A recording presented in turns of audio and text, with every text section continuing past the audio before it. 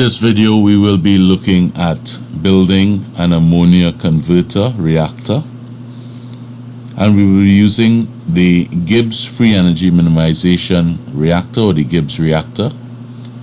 For this video we will have a feed composition containing methane, ammonia, carbon dioxide, carbon monoxide, water, hydrogen, nitrogen, and we'll use the SRK package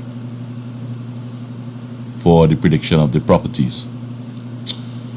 Note, since we are using the Gibbs free reactor, we will not be specifying any reactions. The Gibbs reactor predicts what reactions would take place and would carry those reactions out up until equilibrium is achieved. To access the Gibbs free reactor, we need to use the function 12 key on your keyboard, and the function 12 key would bring up a palette, and this is an extended palette with all possible unit ops that HYSYS has.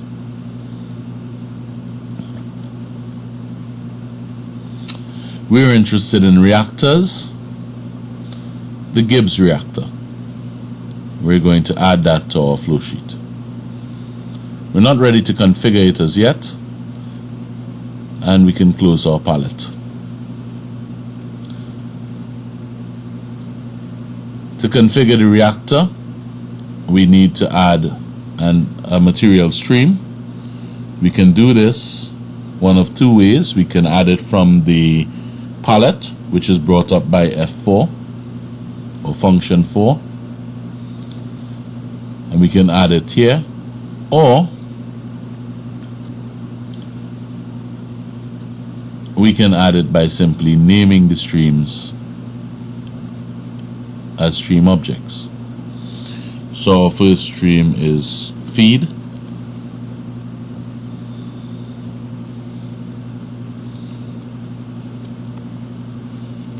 vapor, liquid,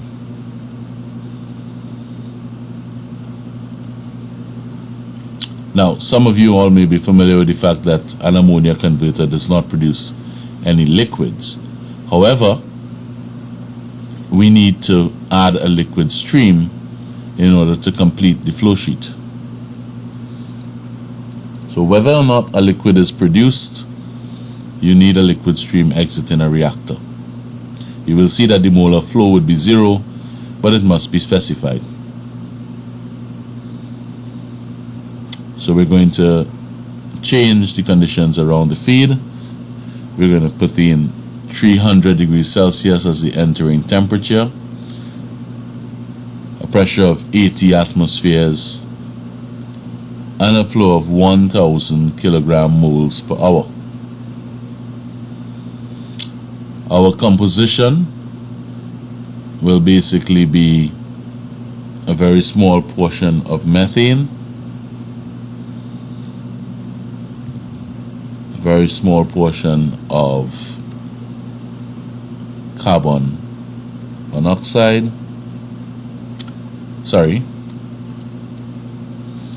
we will put in 0.2 or 20% ammonia. The carbon monoxide will be a very small portion, as well as the carbon dioxide and the water. The process in the ammonia production process, these chemicals are removed upstream of the converter in order that they do not affect the catalyst within the converter. The hydrogen we shall use in a 3:1 ratio.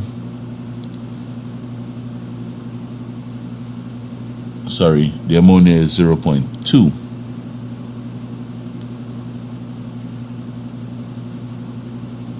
Actually, let's have the ammonia be very small as well, because this is your product. And you would have some ammonia in your feed because some of the product from the reactor is recycled as feed for the reactor. the hydrogen and the nitrogen in a ratio of 3:1, so the nitrogen is 0.2.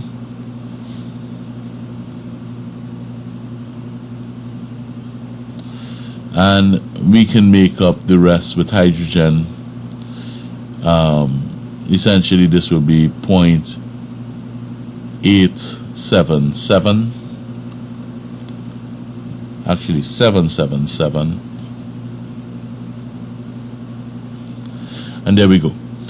So our feed is mainly hydrogen with some nitrogen and very little of the other components. It's total 1. Okay. Note that without specifying any reactions, the Gibbs reactor has solved and it has predicted an outlet temperature of 466.3 degrees Celsius. And the reason it has done that is because although you fed in at 300, is that this is an exothermic, it predicts an exothermic reaction is taking place, or multiple exothermic reactions are taking place. And basically it knows that the temperature exiting based on the energy balance around the vessel will be higher. Okay. How can we know what reactions took place? Well, what we can do is come into the composition of the feed and look at it on a molar flow basis. Here we can see that there were only 10 moles of ammonia entering into this reactor.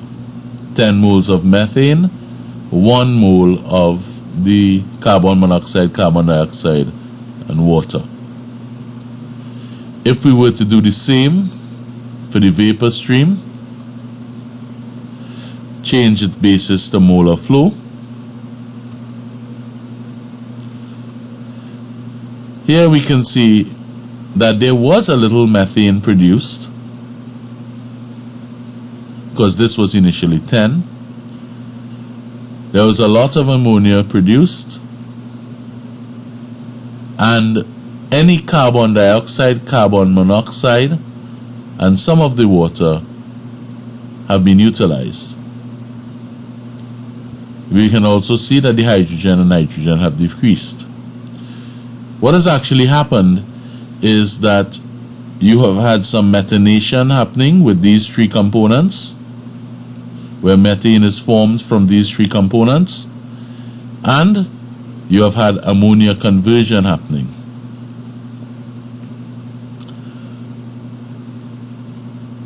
So you've made 96 kilogram moles of ammonia. Well, actually you've made not quite 96, you've made 86. You started with 10 and you are exiting with 96.4. Note that there is no liquid present. Right, so this is at an outlet temperature of 466.3, and this is an adiabatic reactor. There is no exchange of energy with the surroundings. In fact, we can add an energy stream, R-Q,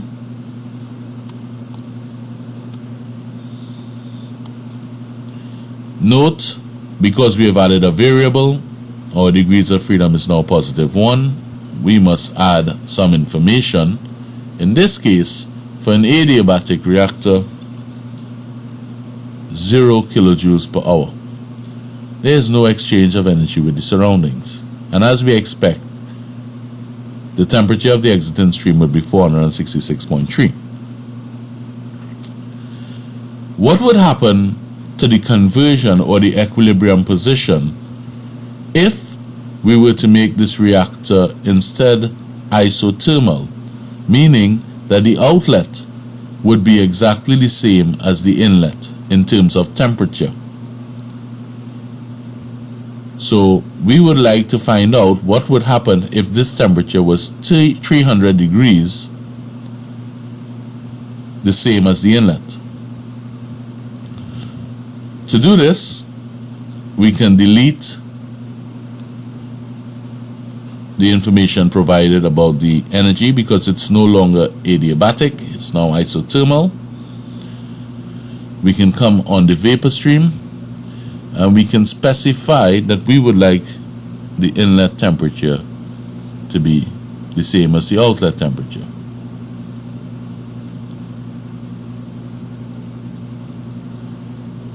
Right. So we know that ammonia conversion is exothermic, so if we remove energy, we should expect the conversion to be promoted, that there should be more ammonia produced. Initially, our inlet composition is 10 kilogram moles of ammonia. We should now see that we are making 303 kilogram moles of ammonia as opposed to 96.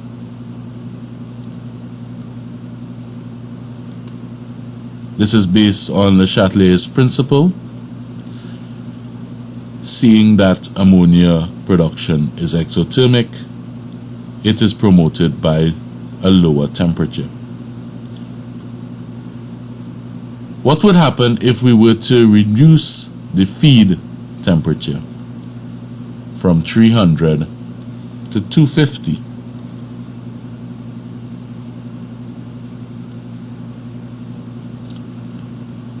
Unfortunately, our system is no longer isothermal. HYSYS has not determined that the feed and outlet temperature should be the same. We still have 300 degrees. It will calculate what cooling duty is required in order for us to achieve 300 degrees on the outlet, but it will not attempt to hold the outlet the same as the inlet. To do this, we can use one of HYSYS's logical operations. So we're going to pull up our model palette and we're going to use something called a set block.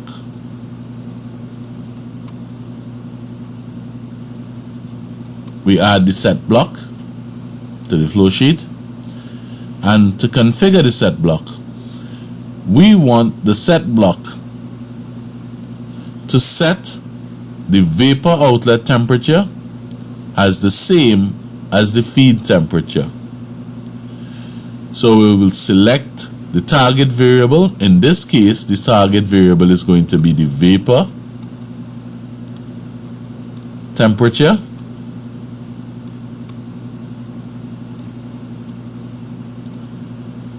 and the source object is the feed temperature. Now note, a consistency error has occurred. That is because we had previously entered the information about the temperature in the vapor stream. Remember, we had set that to 300. Note it is blue. It is data entered. This consistency error shows us that the old calculation, the information we set in the vapor stream, is 300 degrees Celsius. And the set block is telling us it should be 250 degrees Celsius. Meaning that we have two sources of information for the same variable. This, of course, HYSYS will alert you of and let you know that you have configured your problem incorrectly. To solve this, we clear the information specified for the temperature in the outlet stream, and we now have removed one equation or one known. You go to the home menu and notice your solver is on hold, hence your reactor is not solved. However, putting your solver on active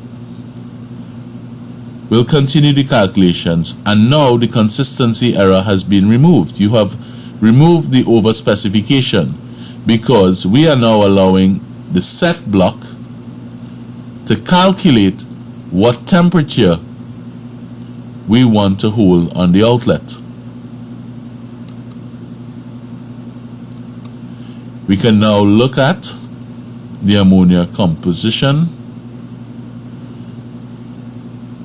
Note slightly better performance, but marginally better. There is still nitrogen present, so we have not used up all of the nitrogen there. Now, when we change the feed temperature,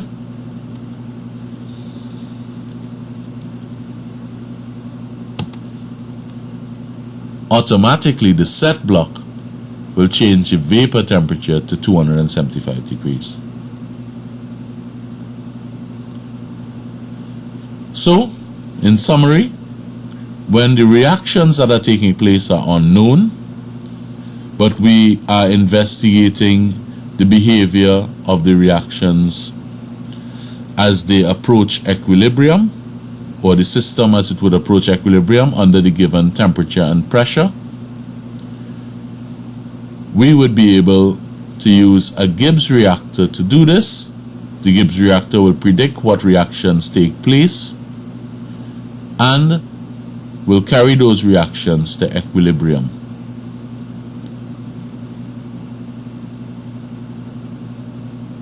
Note, you can enter parameters such as the delta P for the reaction. And as you will see when we do the next video, we can actually specify reactions that the Gibbs reactor would do, or make the reactor act as a separator vessel with no reactions taking place whatsoever. The next video will cover an equilibrium reactor, in which case we will specify the components, specify the reactions that will take place, and calculate what the outlet composition from the reactor would be. That brings an end to this video.